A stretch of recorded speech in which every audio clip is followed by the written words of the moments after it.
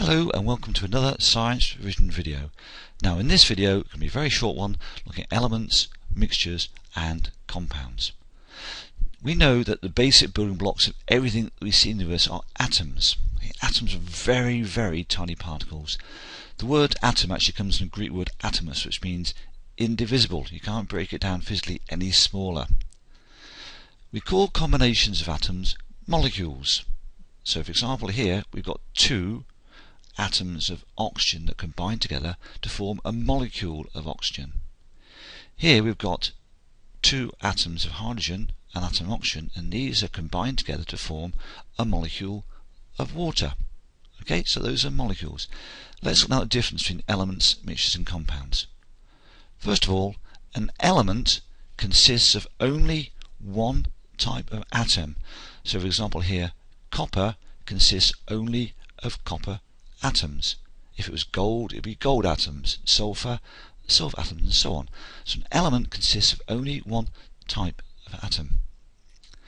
Now a mixture contains different types of atoms, and here you can see we've got sulfur and we've got iron. The key thing here though is that these are not chemically bonded together. It'd be very easy to separate these. With a magnet we could easily separate out the iron particles. Okay, they're not chemically bonded together. So particles in the mixture can all be separated quite easily. So here we know we can separate this using a magnet, couldn't we, for example? No chemical bonds exist between the individual atoms. The properties of the mixture are just a mixture of the properties of the separate parts. So this mixture has got magnetic properties because of the iron, it's got other properties because of the sulfur, okay, and they are individual properties. How does that compare to a compound? Well, in a compound, the particles are held together very strongly by forces called chemical bonds. And to make this, a chemical reaction would have taken place.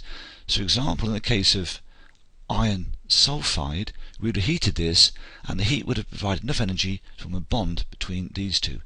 Similarly here, and here is carbon dioxide. Okay, carbon dioxide is carbon bonded to two oxygens. So what are the properties of compounds? Well, first of all, particles in a compound are very difficult to separate. Okay, you couldn't separate these two now using a magnet, it wouldn't work. The properties of a compound are very different to the properties of the original elements. Think about this one here. Carbon's a solid normally, it's what you have in your pencil. Oxygen's a gas, but carbon dioxide is a gas. Okay? So that was a very brief recap on elements, mixtures and compounds. For other free science revision videos, just visit my website at www.sciencerevisionvideo.com. Okay, thanks for watching and listening, and I'll be with you again very soon.